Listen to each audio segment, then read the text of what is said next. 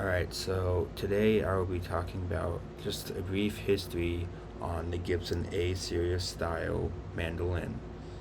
Now, um, the design for these mandolins was actually patented by Orville Gibson himself, the founder of the Gibson Mandolin and Guitar Company back in 1898. Now, his design called for a teardrop shaped mandolin with an oval sound hole and a convex back. So the A series, which was produced in 1902, followed his 1898 patent. The A series came in five different styles. It came in the A1, the A2, the A3, and the A4. Alright, so moving on to the A models. Now, there are features across the A models that did vary, but there are also features across them that were, standard across them. These different models would have the same features, even if one was, more decorative than the other. So the first feature that all these mandolins had was that they actually had pickguards.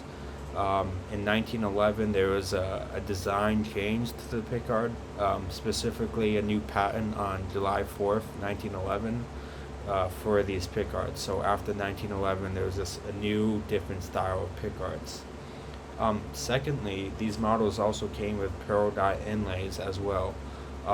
At the time, the Gibson company, what they would do with these inlays now, like when you think about instruments today, they start on the third fret, but Gibson, and this was standard through all the instruments, they would actually start the inlays on the fifth fret, continuing through the instrument. So that was a different thing at the time.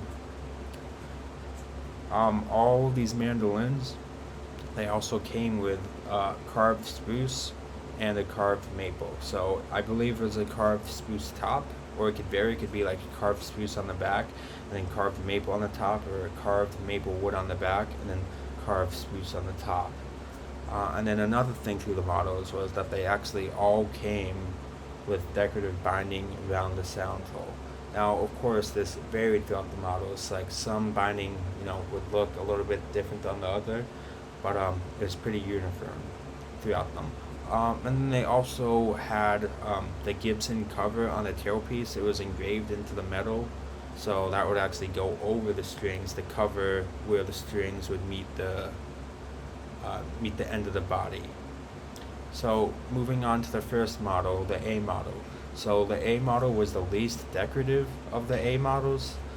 It was just the standard at the time. It was also the least expensive. It did not come with back binding, nor did it come with top binding. It did also not come with fingerboard binding, and there was no the Gibson inlay on the headstock. So the headstock was actually just plain at the time. And then the finishes that it came in is that A model came in either a brown finish or a natural finish as well. Now, sometimes throughout these models, it's kind of hard to find some information on them, but they could have come in more finishes. It would just be hard for me to find that. But like I said, it came in a brown finish and a natural finish. And then, like I said earlier, is that this model came with decorative binding around the sound hole, and it came with a pickguard, just like the other instruments. Alright, moving on to the A1. So the A1 was slightly fancier than the A model. It came with binding only on the top and not on the bottom. Now this kind of varied through the A models, but some A1 models actually had fingerboard binding, while others did not. So it personally, I think, just depended on the model. Maybe some earlier years could have fingerboard binding or a bound fingerboard, or later years could have fingerboard binding. But it really all just depended on, I guess, the specific, instrument. So yeah, they came with fingerboard binding, well, others did not. The A1 did have the Gibson inlay in pearl on the headstock, and it also had a decorative sound hole and a pickguard, just like the A. So the finish that the A1 came in was a brown finish, a black finish, and a natural top finish. Alright, moving on to the A2. So the A2 came with top and back binding on the body, and also came with fingerboard binding as well. So the A2 also had the Gibson inlay in pearl on the headstock, and the finishes that were offered for the A2 were similar to the A1. It also came in a brown finish and a black finish. Alright, moving on to the A3. Now, actually, before I move on to the A3, it's just important to note that the A2 was pretty similar to the other models. As you'll see, these models kind of build off on the features that the other one has. So they all come with, the Gibson cover on the body, but they all build off on the other models, so it just gets fancier and more decorative. And as you go through, the higher the number, the fancier the models get. And that goes through the F series as well, the K series as well, the mandolins. So that's how Gibson worked at the time. The higher the number, the fancier the instrument was, and this applied to the mandolins. Alright, so moving on to the A3. So the A3 came with top and back binding as well, and it also had fingerboard binding too. It had the Gibson inlay in pearl on the headstock, and what's pretty cool about the A3 model is this is when there was actually a flower pot logo right below the Gibson logo. It was in what material was it again? I'm just trying to think of it. It was a pearl inlay just below the Gibson headstock, and it was a flower pot logo for the A3. And then the A3 actually came in a pretty unique finish that the other models did not come in. It actually had a white top finish, which was unique to the A3. So it had a white top, and then it had a cherry back, and then it had a cherry sides. So the whole instrument wasn't painted white. It was just the top of the instrument. But besides coming in a white top finish, it also came in, I believe, it also came in a natural finish as well, but it all depended on the years. So the white top finish was, I think, introduced in the later 1910s, but it was discontinued in 1922. Alright, moving on to the A4. So the A4 was the most decorative model of them all. It was the most expensive and the most decorative. So it had top and back binding on it. It had a bound fingerboard, which is just another way of saying it also had fingerboard binding as well. And like the other models, it came with, the Gibson inlay in pearl on the headstock. And just like the A3, it also came with the flower pot logo right below the Gibson logo on the headstock. And it was also in pearl as well. So the A4 came in a sunburst finish and a black finish. It could have come in more finishes. It was kind of hard for me to find that. Some of the information on these mandolins is kind of vague, so you really have to find it. But if it could have come in, other finishes as well. Like I said earlier, it all just depends on the year. The year of the instrument. Like, it can vary through the years. And then the A4 also came with ivory tuners as well. These are very fancy and nice tuners. And these tuners tuners were very cool. I believe these tuners actually had special inlays, which were created by the Handel Art Glass Company in Germany. So this is a company which would create these special tuners, and these tuners had very nice inlays on them. And this company was located in Germany. However, during, I think, the end of World War I, this company was actually bombed out of existence. So, these special tuners weren't being produced anymore.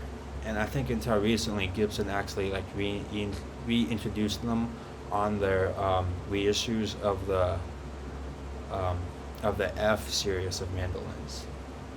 Now, another cool thing about the A4 was that it actually came it actually came with a fingerboard that extended over the sound hole. Other instruments, the fingerboard just stopped at the sound hole, but the fingerboard on the A4 went over the sound hole. And then I just have some information here about all these models were eventually discontinued. The A model was discontinued in 1933. The A1 was discontinued in 1927, and the A2 was discontinued in 1928. A3 was discontinued in 1924, and the A4, same with the A1, was also discontinued in 1927. The reason that is because there used to be a mandolin craze like a long time ago, back I believe the later 1800s, early 1900s. But eventually the fad kind of died out and people started to move on to different types of instruments. Another reason that's very possible is the onset of the Great Depression too. I know some of these models were discontinued before that, but even the A model, it was very I guess the Great Depression was just very hard on the Gibson company.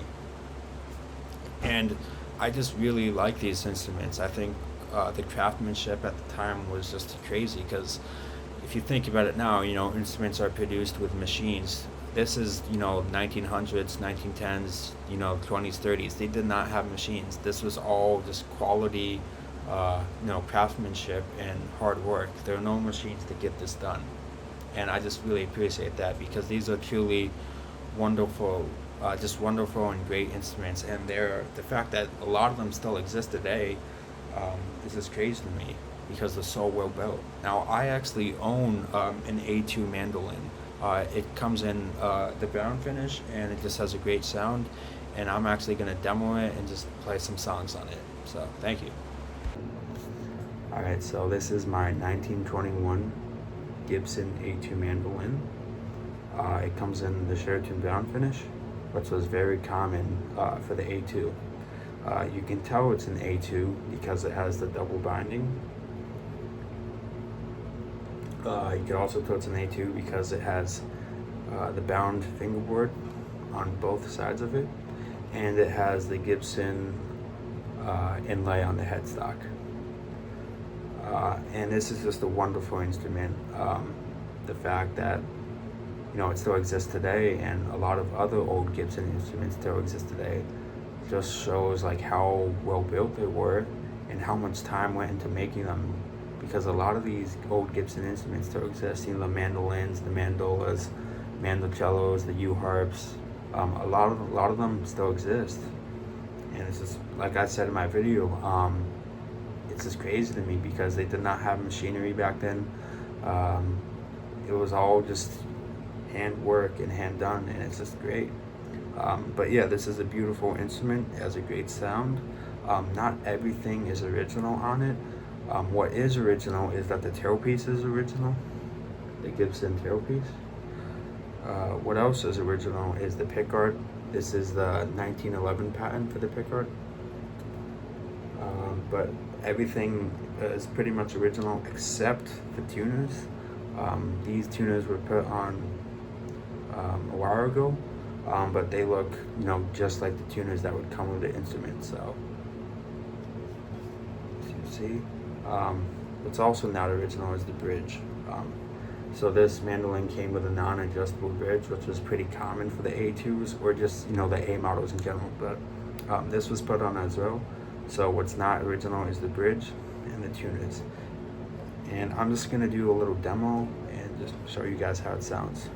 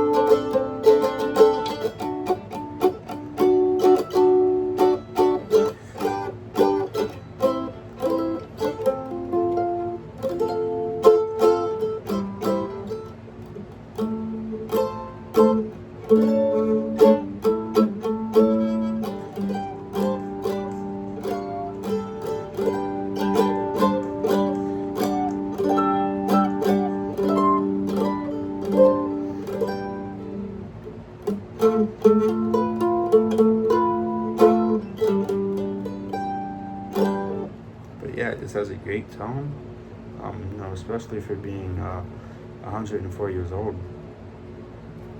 And it's just a wonderful instrument, like I said. Very well built. I'm definitely gonna put some new strings on it soon because these ones kind of slipping out of tune, but that's pretty common with mandolins. It's hard to get the 8 strings exactly in unison. But yeah, this is just a wonderful instrument, and I'm so proud to have it. So thank you for watching.